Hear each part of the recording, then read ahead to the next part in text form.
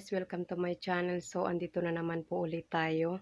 Magbibigay na naman po ako ng konting kaalaman tungkol po doon sa Tagalog Arabic ng mga kagamitan nila dito sa loob ng bahay para po doon sa mga baguhan at sa mga nagbabalak po mag-apply bilang kasambahay dito sa ibang bansa. So, sana po makatulong sa inyo ang video ko na to. So, kung napapansin niyo po, andito po ako ngayon sa loob ng kwarto. Isa-isahin ko pong papangalanan sa Arabic kung ano po ang tawag nila sa kwarto, sa unan, sa kama, sa bidget, yung pum, yung damit, kung ano po ang tawag nila sa Arabic diyan. Yun po, yung damit ng amo natin lalaki, yung damit ng amo natin babae, yun po, papangalanan ko po sa Arabic. So, sana po maintindihan niyo. So, kung bago ka pa lang po sa channel ko, paki-like lang at comment at paki-subscribe po ang channel ko para update po kayo sa mga susunod kong video. So, umpisahan na po natin guys. Hello guys, andito tayo ngayon sa loob ng kwarto. So, ito ang una ko i-explain sa inyo kung ano ang tawag nila dito sa kwarto, sa kama, sa bidget. Ayan po. Isa-isahin ko po ibibigay ang pangalan kung ano ang tawag nila sa Arabic. Ayan po. So, ito pong kwarto guys, ang tawag po nila sa kwarto ay gurpatnom. Gurpatnom po ang tawag nila dito. So, itong kama po, ang tawag po nila sa kama ay serir. Serir po ang tawag nila sa kama guys. Ayan po, serir po ang tawag nila dyan. Ito pong foam, ang tawag po nila sa foam ay spinja. Spinja po ang tawag nila sa foam. At ito naman pong bidget guys, itong bidget. Ang tawag po nila sa bidget ay mafrash.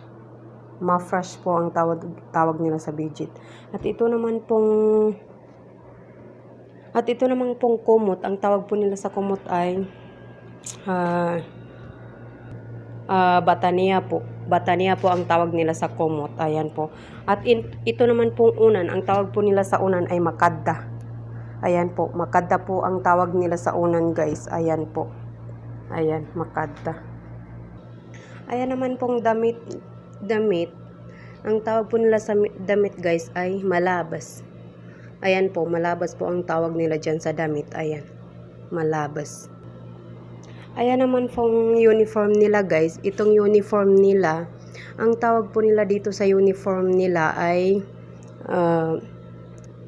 merior. Merior po ang tawag nila sa kanilang uniform. Ayan o.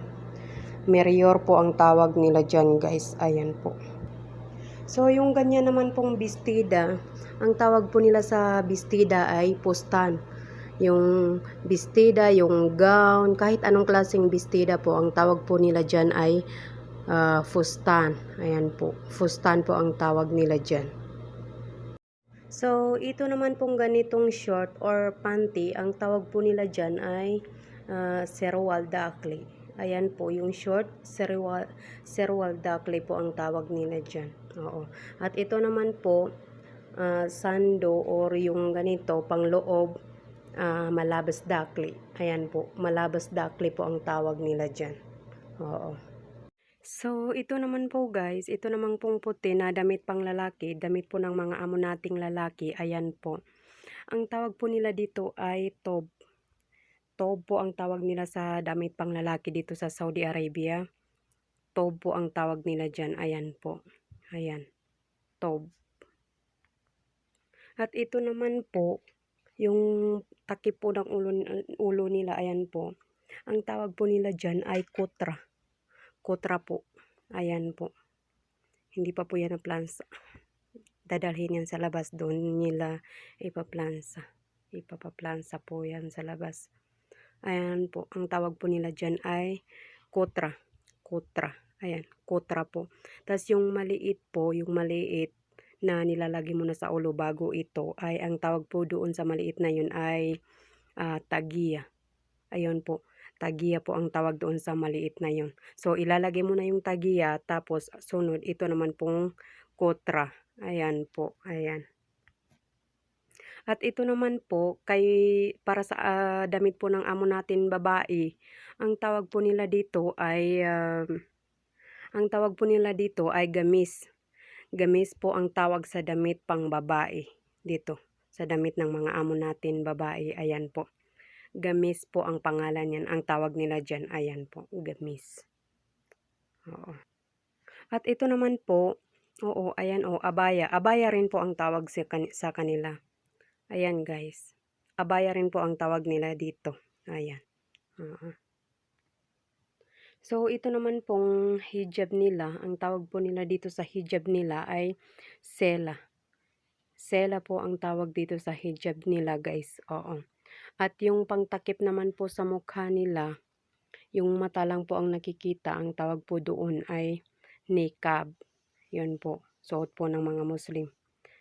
Oo, pangtakip po sa mukha, tas mata lang po ang nakikita. Oo, yun.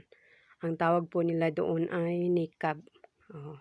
So, ito namang pong sapatos guys, ang tawag po nila sa sapatos ay jezma. Jezma po ang tawag sa sapatos guys. Ayan oh, jezma. Ayan po, sapatos. At ito naman pong tsinelas guys, yung tsinelas, kahit anong klaseng tsinelas guys, ang tawag po nila sa tsinelas ay shib-shib. Shib-shib po ang tawag nila sa tsinelas guys. Ayan po, shib-shib. So, ito naman pong medyas guys, ang tawag po nila dito sa medyas ay,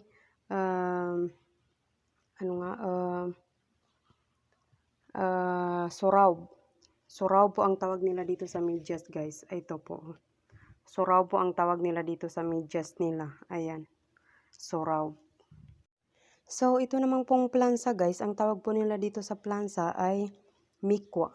Ayan po. Mikwa po ang tawag nila dyan sa plansa guys. Ayan po. Oo, ayan. Ang tawag nila sa plansa ay mikwa. Mikwa. At ito naman pong hanger. Ang tawag po nila sa hanger ay malag. Ayan po. Malag po ang tawag nila dyan sa hanger guys. Ayan. Malag. So, yun na nga po guys. Sana po may naintindihan kayo dito. So, hanggang dito na lang po muna ang may tuturo ko sa inyo guys. Sana po makatulong sa inyo ang video na to. Huwag niyo pong kalimutan mag-subscribe sa channel ko para update po kayo sa mga susunod kong video. So, hanggang dito na lang po. Bye!